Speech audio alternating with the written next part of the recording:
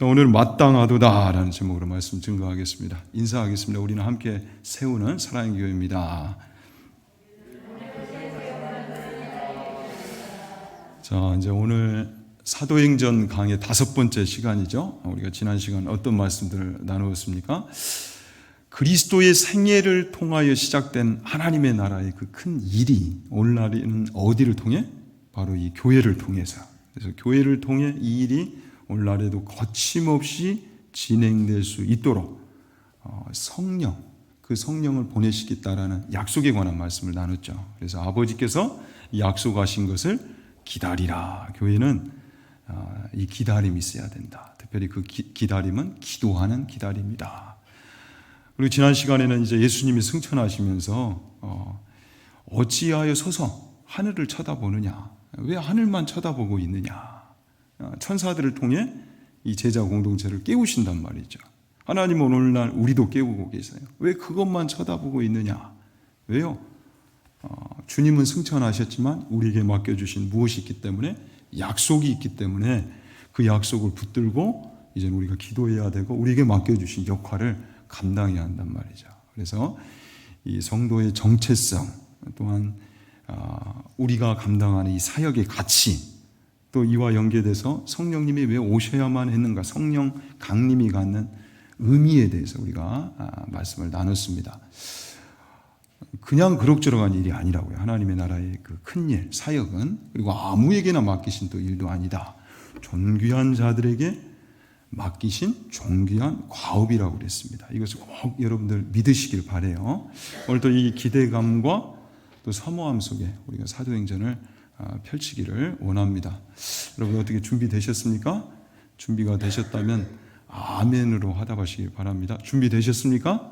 네. 자, 그렇다면 우리 사도행전을 또 오늘 펼치도록 하십시다. 주요 구절, 성령이 응하였으니 마땅하도다. 성경대로 성취되었다는 거죠. 우리 3번 하가요. 성경이 응하였으니 마땅하도다. 성경이 응하였으니 마땅하도다. 성경이 응하였으니. 자, 우리가 지난 시간에 사도행전의 그 위치에 대해서도 말씀을 함께 나눴는데, 여러분 이 사도행전에 나타난 이 성령 강림의 위치, 성령 강림 사건이, 많은 사건들이 사도행전에 등장하지만 가장 중요한 사건은 성령 강림 사건이라고 그랬어요. 그런데 이 성령 강림 사건이 서두에 위치합니까? 중간에 위치합니까? 말미에 위치합니까? 어디예요?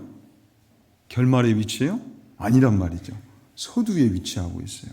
이제 오늘 1장이 마무리되면 바로 2장에서 성령 강림 사건이 등장을 해요. 자, 그리고 성령이 이제 약속대로 오신 이후에 예루살렘 공동체는 정말 이 하나님의 역사에 그들이 주역으로, 주인공으로 우뚝 서게 됩니다. 존귀하게, 놀랍게 이 예루살렘 공동체가 사용을 받는단 말이죠. 자, 여러분들에게도 질문을 드립니다. 여러분들은 하나님 이 나라의 큰 일에 하나님께 어떻게 사용을 받고 싶으세요? 그냥 이렇게 살다가 돌아가고 싶으세요? 사용 받고 싶으세요? 그런데 속으로는 하나님 나 그냥 내버려 두세요. 귀찮게 하지 말아주세요. 이런 것은 아닙니까? 진짜 사용 받고 싶으세요? 아멘이시죠? 제대로 된 성령의 사람이라면 다 그 열망이 있게 되어 있어요. 정말 하나님을 뜨겁게 사랑하다가 또 그렇게 붙들림 바 되다가 하나님 나라를 위하여 귀하게, 존귀하게, 능력 있게 사용되고 싶단 말이죠. 그 가치를 알기 때문에. 자, 그런데 이 예루살렘 공동체는 그렇다면 도대체 이 안에 이 예루살렘 공동체가 아버지께서 약속하신 것을 그 기다리는 동안 어떤 준비가 되었기에 그들이 놀랍게, 능력 있게, 존귀하게 사용될 수 있었는가? 오늘은 이 부분에 대해서 말씀을 나누고자 해요. 어떤 일이든지 여러분 큰 결과 또 성취, 열매가 나타나기 전에는 무엇이 있어요? 그 이유가 있어요. 까닭이 있어요. 그리고 조짐이 보여져요. 조짐이 나타나요. 지금 전 세계는 한류 열풍입니다. 그죠? K-컬처, 이 한국 문화가 전 세계를 지금 막 강타하고 있어요. 그러니까 그 나라가 갖는 힘, 국력을 표현할 때 경제력을 가졌다 이렇게도 표현하고, 또 국방력이 있다, 외교력이 있다 이런 표현을 하는데, 지금 우리나라를 향해서는 어떤 표현을 사용하냐면 문화력을 가졌다, 아주 강한 문화력을 가진 나라다. 소프트 파워라고 그러는데, 지금 한류가 전 세계를 강타하고 있어요. 여러분들 그 드라마 오징어 게임 보셨습니까? 잘생긴 이정재가 오징어가 되는 찌질이 연기를 하는 그거 보셨어요? 저는 뭐 다 보지를 못하고 뭉쳐서 보는 게 있길래 한번 쭉 봤는데, 분별은 해야 돼요. 거기에 보니까 기독교를 비하하는 내용도 좀 있는 것 같고, 또 우리나라는 총기 뭐 소유가 없어서 그렇지만 이미 해외를 겨냥했기 때문에 총기 사용을 하고, 또 굉장히 잔인한 선정적인 장면들이 많이 등장을 하는 것 같더라고요. 어찌됐든 이 오징어 게임, 뭐 여러 또 영화 이런 것들이 전 세계를 강타하면서 이 한류 열풍을 소개할 때 이 K컬처가, 우리가 한국이 왜 이렇게 큰 문화력을 가졌는가, 이제 여러 외신들이 그 이유를 분석하더라고요. 그리고 이것이 하루아침에 등장을 한 게 아니라는 거죠. 이게 쌓여서 지금 이제 이런 놀라운 결과를 나타내고 있는데, 그 원인을 분석하는 그 속에서 우리 한국은 그 한때 자동차를 열심히 수출했는데도 불구하고 그 매출이 저 할리우드 영화의 어떤 영화였던 쥐라기 공원 매출만도 안 된다는 걸 알고 국가가 나서서 아주 주도적으로 기업과 함께 대대적인 투자를 했다고 그래요. 이게 하루아침에 나온 것이 아니고 그런 노력과 그 투자에 의한 성과다. 그러니까 벌써 조짐들이 여러 군데에서 나타났다는 거죠. 오늘 이 초대교회도 마찬가지입니다. 초대교회가 하나님 역사의 주역으로 우뚝 서는 그 문을 활짝 열게 되는 부분에 있어서는 분명히 준비가 있었어요. 조짐이 나타났어요. 중요한 것은 여러분 무엇이에요? 우리의 인생도, 우리의 가정도, 우리의 교회도 하나님 앞에, 하나님의 역사에 정말 귀하게 사용받기 위해서는 준비되었는가가 중요하단 말이죠. 준비되었는가. 축복도 마찬가지예요, 여러분. 하나님 제게 이런 복을 주세요. 저는 이런 은혜가 필요합니다. 그 기도 이전에 그 축복과 은혜를 받을 무엇이 준비되었는가를 점검해야 돼요. 그릇이 준비되었는가를 점검해야 한다는 사실이죠. 성경은 우리에게 이런 과정들을 똑똑히 보여줍니다. 우리 믿음의 선조들 아브라함과 이삭과 야곱과 요셉, 또 모세, 다윗, 정말 여러 믿음의 선조들이 그들이 하나님의 역사의 주무대에 등장하기 전에 무엇이 있었냐면 준비되는 과정이 있었다는 거예요. 준비되는 과정. 준비가 되었는가를 꼭 확인해 봐야 한다는 거죠. 우리가 하나님 앞에 투덜 하기 전에, 왜 세상이 나를 몰라주는가 투정하기 전에 정말 나는 준비되었는가, 하나님이 쓰실 그런 그릇으로 빚어져 가고 있는가, 이걸 살펴봐야 한다는 것이죠. 우리 이번에도 어제 이제 뭐 거의 증경 총회장님들 다 뭐 총동원되고 서산에 아무튼 뭐 유명한 분들은 국회의원부터 다 총출동하셨더라고요. 그런데 그 자리에서도 제가 또 한 번 듣게 된 이야기가, 이제 1세대, 2세대를 거쳐서 우리 교단도 많은 지금 교회에 이제 세대 교체가 이루어지고 자리가 많이 나오는데 인물이 없다는 거예요. 준비된 인물이. 맡겨도 과연 감당할 수 있겠는가. 인물들을 그렇게 찾더라고요. 준비된 인물, 준비된 가정, 준비된 교회가 이 하나님의 나라에 필요한 것입니다. 하나님은 지금도 열심히 찾고 계세요. 그 인물들을. 그 준비된 가정들을 열심히 찾고 계세요. 준비된 세대를 하나님은 찾고 계세요.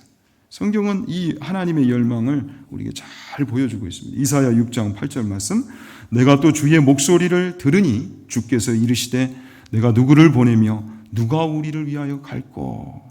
하나님은 찾으신단 말이죠. 마태복음 9장 37절 38절에도 이에 제자들에게 이르시되 추수할 것은 많되 일꾼이 적으니. 누가 적으니?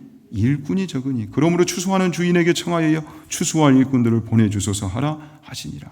하나님은 보내시고 싶은 거예요. 보내고 싶은데 그 일꾼들이 적으니 이것을 위해서 기도하라는 거예요. 준비하라는 거예요.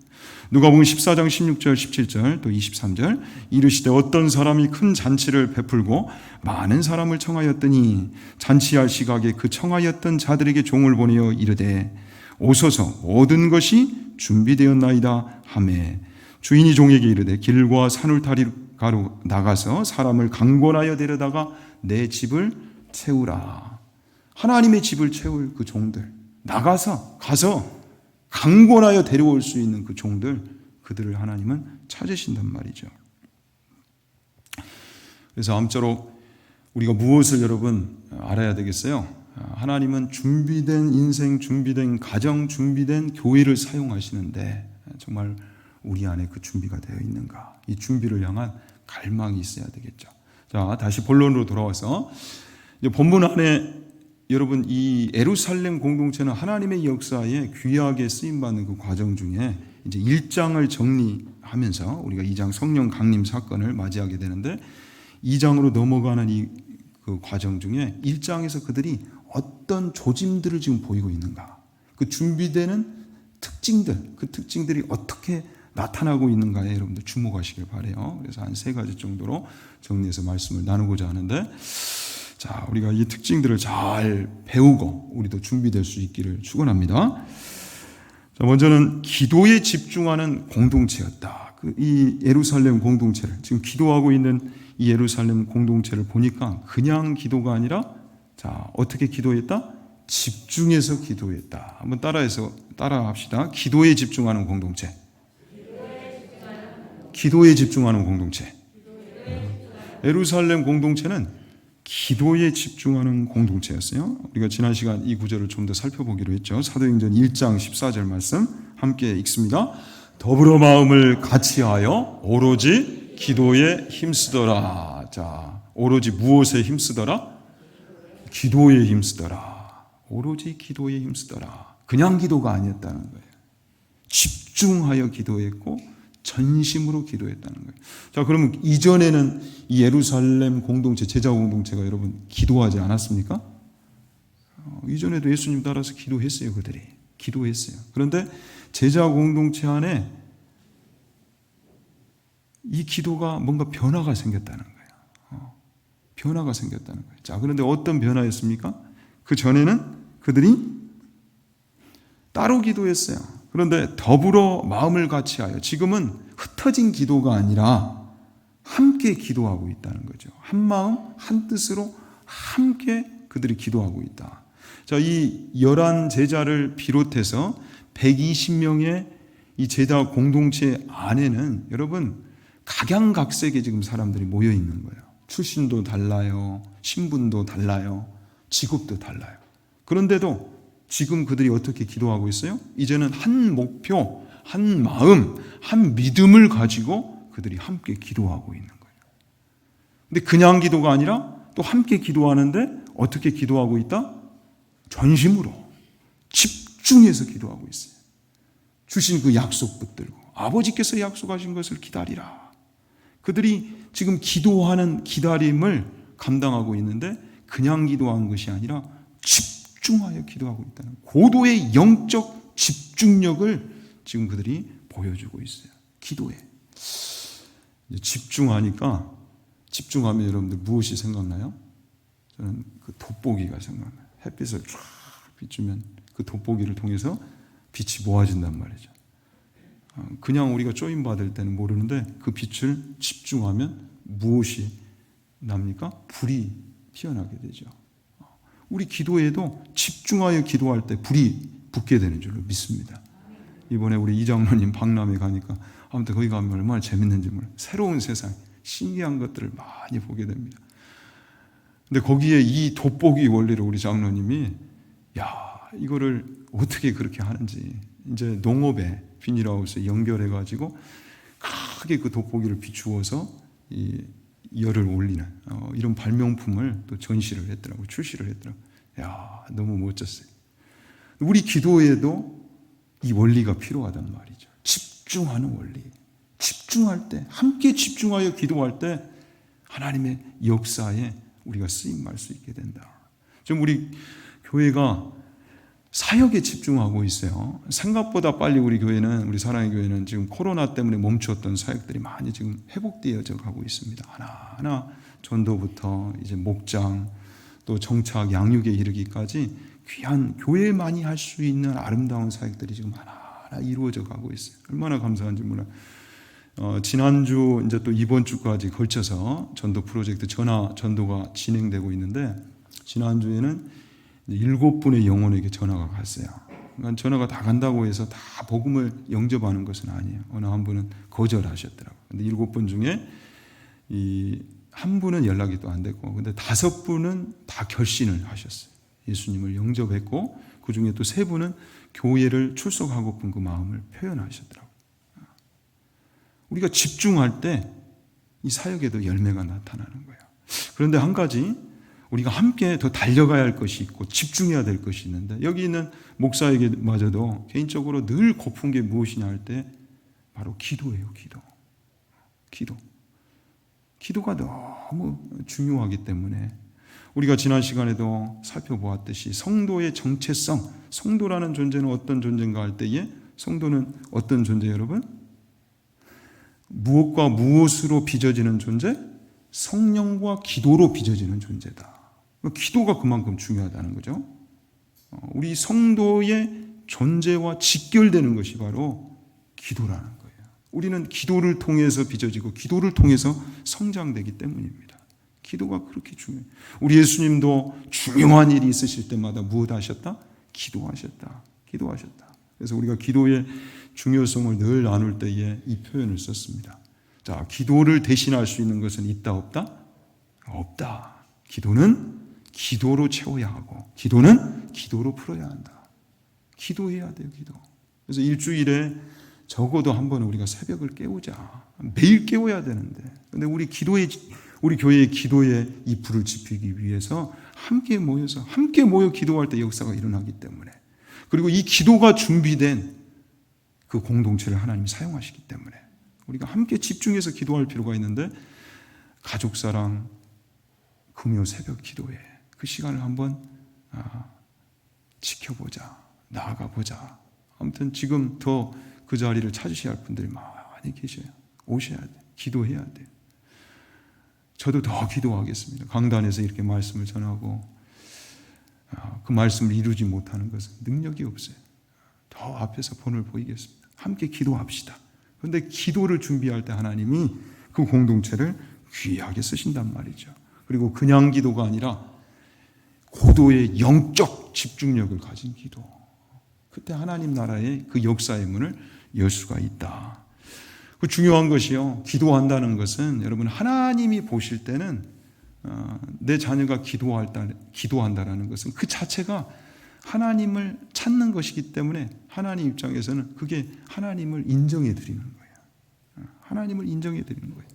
내 자녀가, 여러분 부모를 그렇게 찾아와 봐요. 얼마나 예뻐요. 얼마나 귀해요.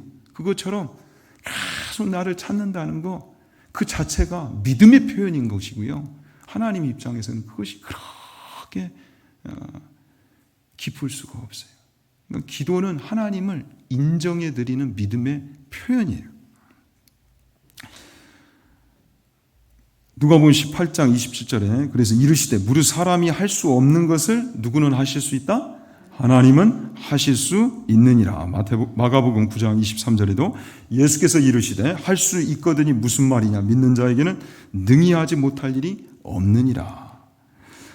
자, 성경에 흐르는 큰 신앙의 줄기가 있습니다. 금맥과 같아요. 아주 우리가 복을 받을 수 있는 비결인데, 사무엘상 2장 30절에 나를 존중히 여기는 자를 내가 존중히 여기고 나를 멸시하는 자를 내가 경멸하리라.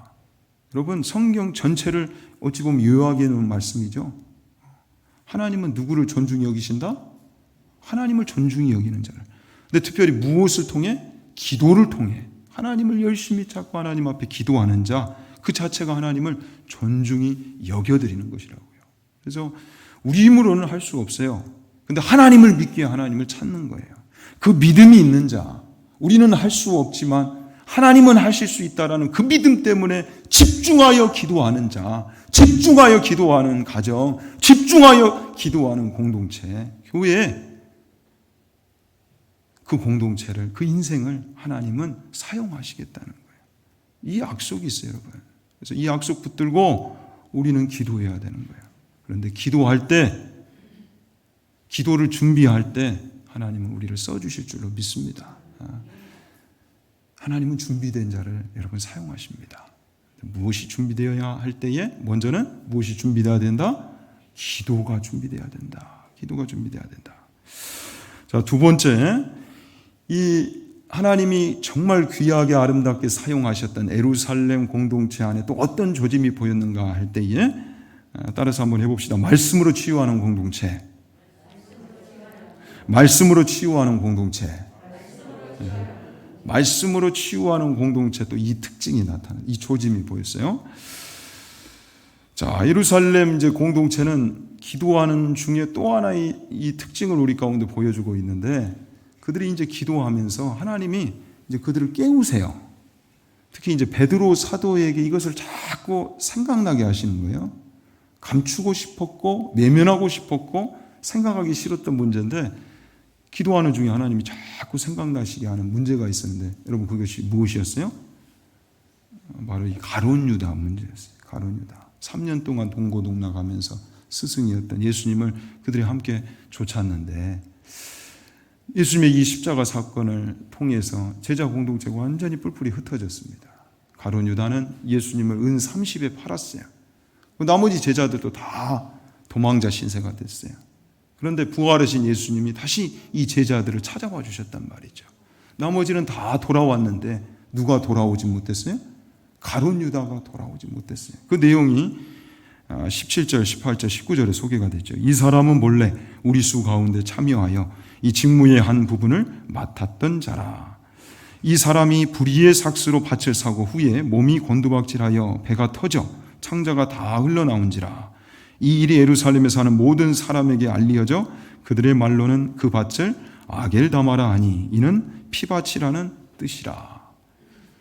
처음에는 그것이 그렇게 큰 일인지 몰랐어요. 그 심각성을 몰랐어요.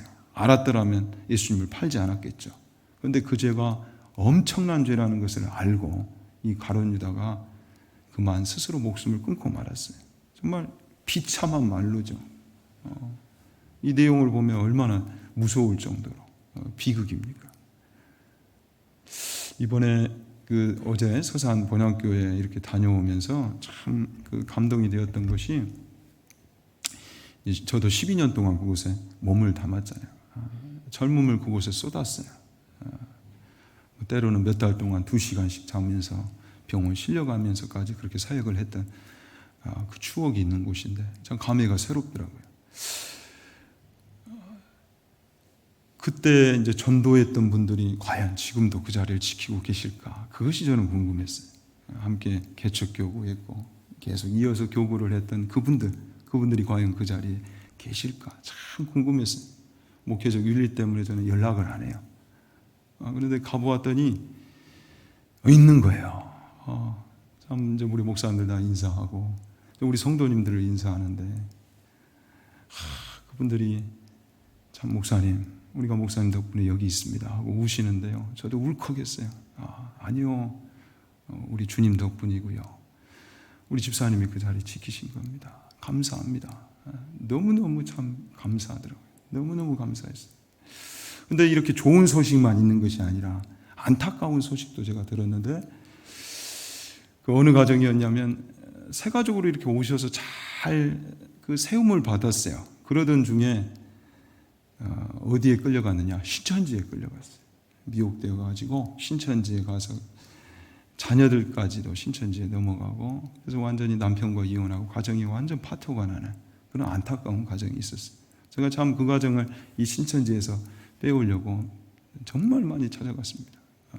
같이 대화하는 와중에 그 석류 파는 이 분들이, 신천지 분들이 다 뒤에서 바로 연락하면 몇 번에 걸쳐서 다른 사람들이 와가지고, 근데 아무튼 끝까지.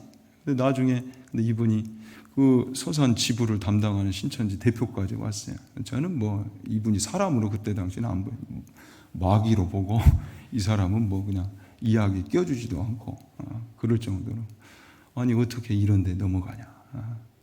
근데 이성으로는 그게 이해가 되는데 영적으로는 목사님 저는 여기가 더 좋아 보여 이러더라고요. 그리고 가셨고 너무너무 아팠어요. 근데 저희가 이제 인천으로 올라갈 때 이제 그 이야기를 어제 들었어요. 목사님 가정 인천으로 이렇게 올라가실 때 사실은 그 주에 이분이 스스로 목숨을 끊었습니다. 참 너무너무 안타까웠어요. 그 소식을 또 전해오더라고요. 지금 가룟 유다가 그렇습니다. 가룟 유다의 이 모습을 보시면 그의 죽음이 섬뜩할 정도로 비참하죠. 그러니까 초대교회의 지금 공동체는, 예루살렘 공동체는 이것이 너무도 큰 아픔이었고 상처였고 참 큰 상실감을 맛본 그런 사건이었어요. 감추고 싶고 피하고 싶고 외면하고픈 그런 내용이었단 말이죠. 그런데 기도하다 보니까 하나님이 자꾸 이것을 들춰내게 하시는 거예요. 우리도 그렇죠. 기도하다 보면 피하고 싶은데 하나님이 이것을 계속 생각나게 하시는 것들이 있어요. 생각나게 하셨어요. 그래서 베드로가 이제는 설교를 하게 됩니다. 이 내용을 가지고 그것이 15절, 16절에 소개가 되어 있죠. 모인 무리의 수가 약 120명이나 되더라. 그때에 베드로가 그 형제들 가운데 일어서서 이르되 형제들아 성령이 다윗의 입을 통하여 예수 잡는 자들의 길잡이가 된 유다를 가리켜 미리 말씀하신 성경이 응하였으니 마땅하도다. 자, 다윗의 입을 통하여 이제 이 구절은 시편 41편 9절 말씀을 인용한 것입니다. 내가 신뢰하여 내 떡을 나눠 먹던 나의 가까운 친구도 나를 대적하여 그의 발꿈치를 들었나이다. 자, 함께 식탁을 나누었던 너무도 가까운 자들이었단 말이에요. 그런데 그들이 이 다윗을 배반했죠. 그러면서 짐승이 마치 뒷발로 이 주인을 걷어차는 그런 이제 비유의 내용으로 이 내용을 소개하고 있어요. 그런 이제 배반이 있었다는 것이죠. 이 구절을 통해서 가룟 유다의 지금 배반을 이야기를 하고 있는 거예요. 다윗의 입을 통하여 예수 잡는 자들의 길잡이가 된 유다를 가리켜. 근데 미리 말씀하신 이 성경이 응하였다는 거죠. 성경대로 성취됐다. 여러분, 하나님의 말씀은 하나님의 때에 반드시 이루어지게 되는 줄로 믿습니다. 반드시 이루어지게 돼 있어요. 그래서 우리가 말씀을 붙들어야 되는 거예요. 반드시 이루어지게 돼 있어요. 그래서 그 필연성을 마땅하도다 이렇게 이야기를 하고 있죠.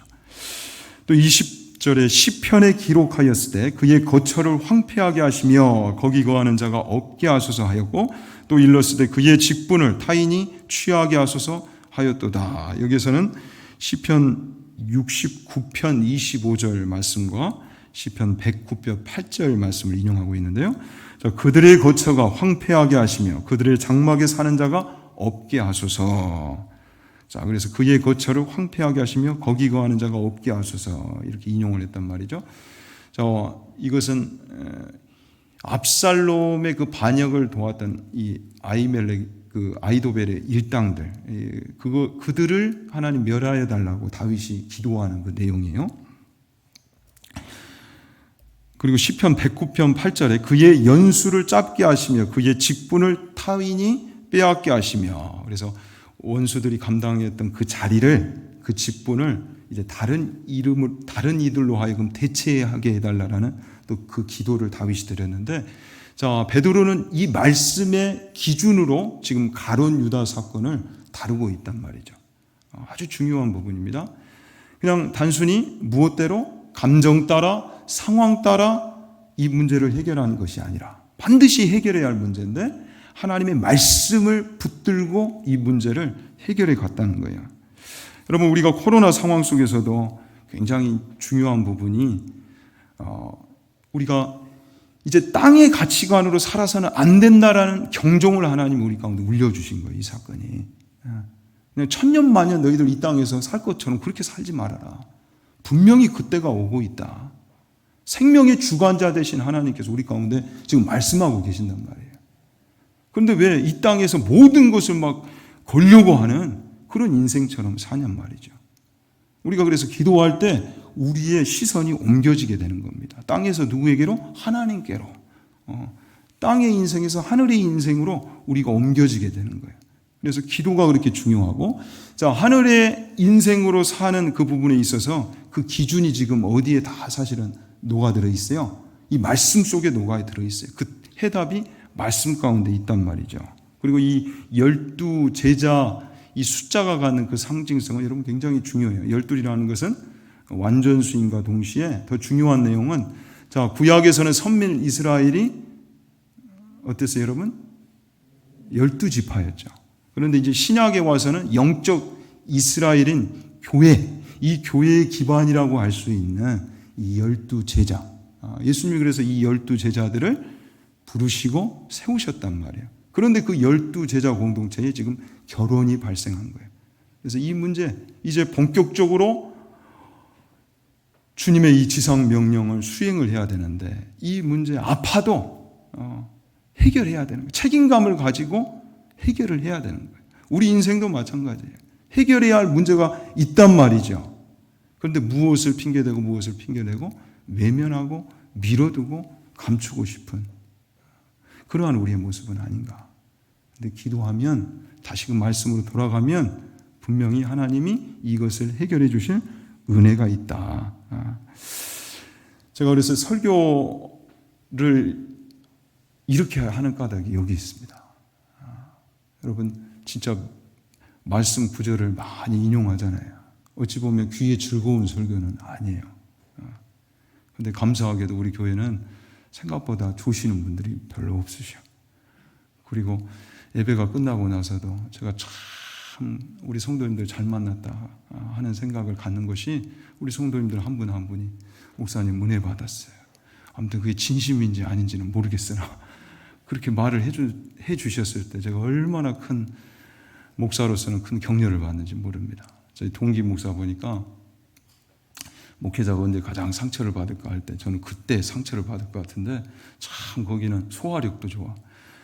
그 사모님이 같은 우리 자리에 있는데 사모님이 세상에 저보고 하는 말을, 목사님, 우리 목사님은 설교를 못해요. 야, 나 잘못 들었는가 했어요. 설교를 그렇게 못할 수가 없어요. 근데 우리 동기 목사가 또 훌륭해요. 그 이야기를 들으면서도 맞아, 나는 설교를 못해. 그걸 또 다 소화를 하더라. 야, 그래서 역시나 하나님이 다 알고 붙이셨구나, 그런 생각을 했어요. 저는 우리 아내가 당신 설교를 못해 이러면 진짜 큰 상처를 받을 거예요. 근데 우리 아내가 지혜로운 게, 오늘 어떻게 그 내용이 잘 전달됐어 하면은 늘 하는 말이 그런 것 같아. 근데 우리 성도님들은 어쩐지 모르겠어요. 거기 뒷말을 하나 붙여요. 그게 뭔가 뼈가 있는 것 같은데. 우리 성도님들이 귀해요. 아무튼 저는 앞으로도 계속 착각 속에 살 테니까 여러분들 꼭 격려해 주시길 바라요. 목사님 참 좋습니다. 설교 잘하십니다.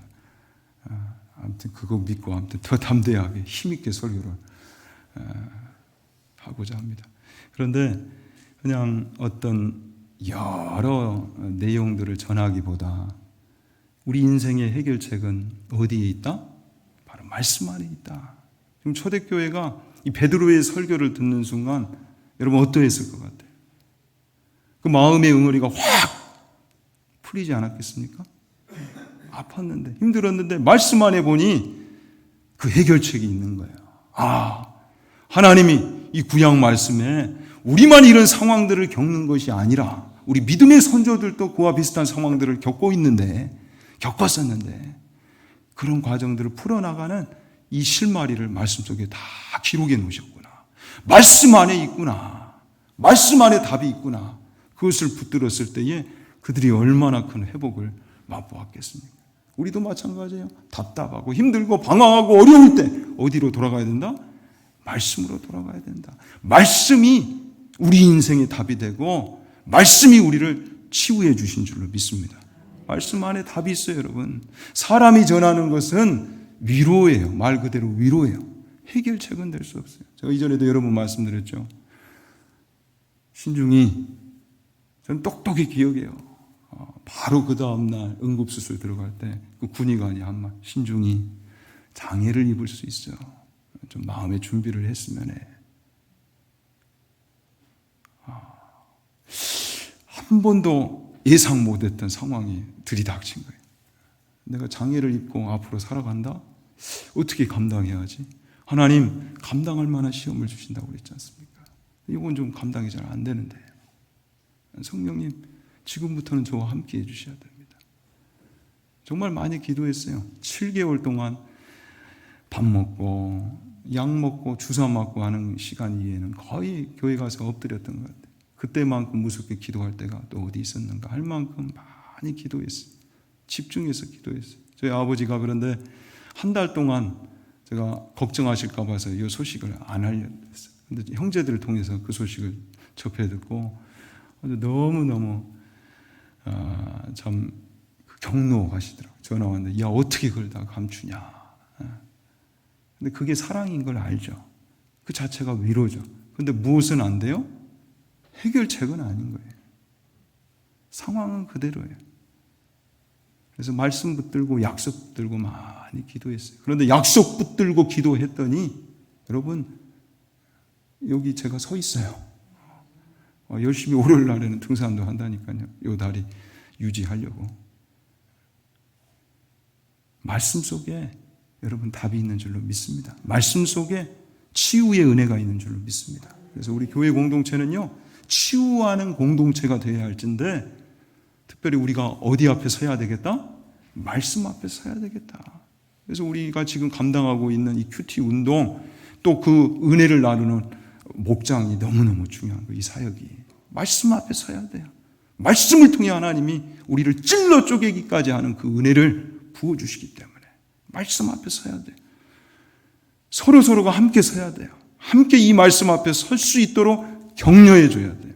우리의 전도도 결국은 세상 영혼들을 이 말씀 앞에 서게 하는 거예요.